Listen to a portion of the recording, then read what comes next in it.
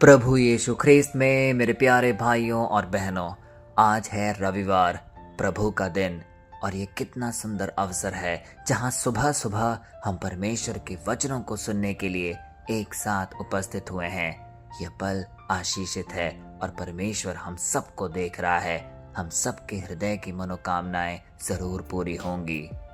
इस दौर में यदि हम गौर फरमाएंगे तो हम पाएंगे कि मनुष्य अपने उद्देश्य को लेकर बहुत चिंतित और जागरूक है। हो सकता है कि रोज के कामकाज में हम इतने व्यस्त हो जाते हैं कि हमें अपने जीवन का आकलन करने का समय ही नहीं मिलता। हम एक भाग दौड़ में लगे हुए हैं जिसे हम रैट रेस कह सकते हैं। सुबह उठते हैं, ऑफिस जाते हैं, वापस घर आते हैं और फिर अगली सुबह वही क्रिया हम दोहराते हैं। लेकिन क्या इन सब के बीच कुछ पल ठहर कर हमने ये सोचने की कोशिश की है कि हमारे जीवन का अस्तित्व क्या है, इसका मूल उद्देश्य क्या है? आज का वचन हमें इसी की ओर आगे प्रेरित करेगा, क्योंकि यह हमें साफ साफ दिशा निर्देश देगा कि हमारा जीवन पहले से ही तय किया गया है। हमें क्या करना है, किस मतलब से हमें भेजा गया है, हमारे जीवन का मूल उद्देश्य क्या है, यह सब कुछ हमारे लिए निर्धारित है। तो आइए बिना विलंब किए हुए आज के वचनों को हम पढ़ें, जो कि लिया गया है इफिसियों की पुस्तक से, अध्याय 2 पद संख्या 10, और वह इस प्रकार है। क्योंकि हम उसके बनाए हुए हैं और मसीह यीशु में उन भले कामों के लिए सृजे गए जिन्हें परमेश्वर ने पहले से हमारे करने के लिए तैयार किया। कितना शक्तिशाली और तथ्यों से भरा हुआ है ये वचन। प्यारे भाइयों और बहनों, वचन की शुरुआत ही लाइन ही हमें कह रही है, क्योंकि हम उसके बनाए हुए हैं। यानी हमारी एक दृढ़ पहचान का जिक्र यहाँ पे किया गया है।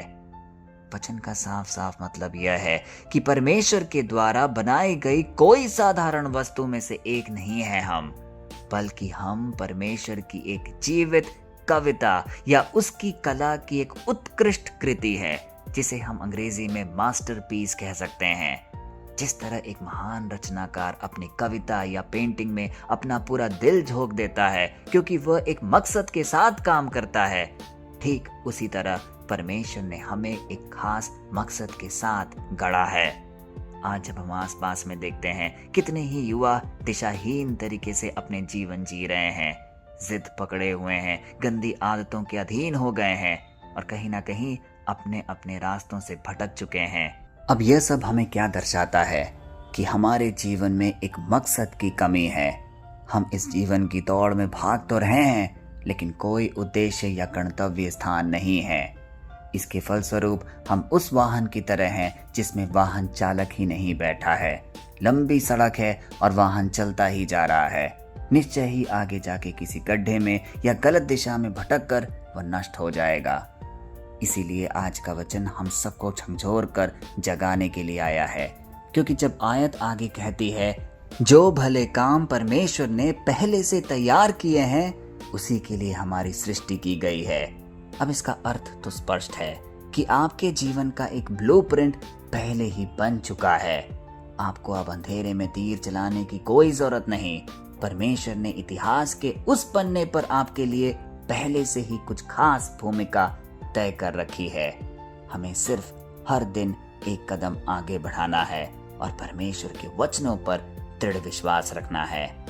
तो आइए आज के वचन का मर्म समझकर कुछ पल अपनी आंखें बंद करें, जानें कि हमारे जीवन का रहस्य क्या है, उसका मकसद क्या है, और फिर अपने जीवनचर्या को उसी तरह ढालें, क्योंकि इन सारी क्रियाओं में परमेश्वर हमारे साथ साथ खड़ा है। आइए शक्तिशाली प्रार्थना बोलें। हे हमारे सृष्टिकर्ता और महान शिल्पकार पिता परमेश्वर, हम तेरे पवित्र नाम की आज स्तुति और वंदना करते हैं।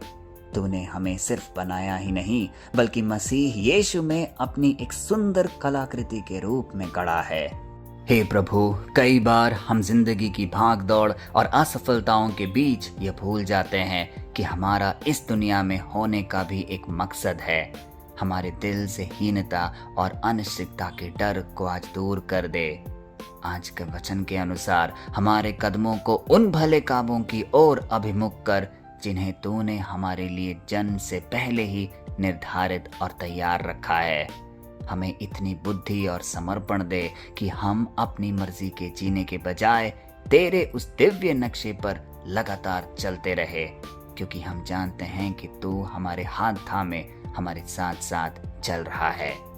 यीशु मसीह के पवित्र और सामर्थी नाम पे ये सारे निवेदन हम मांगते हैं, आमीन। प्यारे भाई और बहनों, आज की दुनिया में लोग अपनी पहचान, अपनी कीमत और अपने करियर को लेकर हमेशा तनाव में रहते हुए आपको दिखेंगे। यह आयत हमें शांत करने आई है और यह समझाने आई है कि आप बेमतलब या बाई चांस इस दुनिया में नहीं आए हैं। आपकी एक स्वर्गीय पहचान है, और जब हम इस रहस्य को जानने लगते हैं तो हम अपने आप को ज्यादा आंकने लगेंगे, क्योंकि हम मूल्यवान हैं अपने सृष्टिकर्ता की नजरों में। कल फिर हम मिलते हैं, तब तक के लिए पिता परमेश्वर की असीम दया, कृपा और क्षमा में आपको, आपके परिवारजन को, आपके हर एक निवेदन को हम प्रस्तुत करते हैं, पिता, पुत्र और पवित्र आत्मा के नाम पर, आमीन।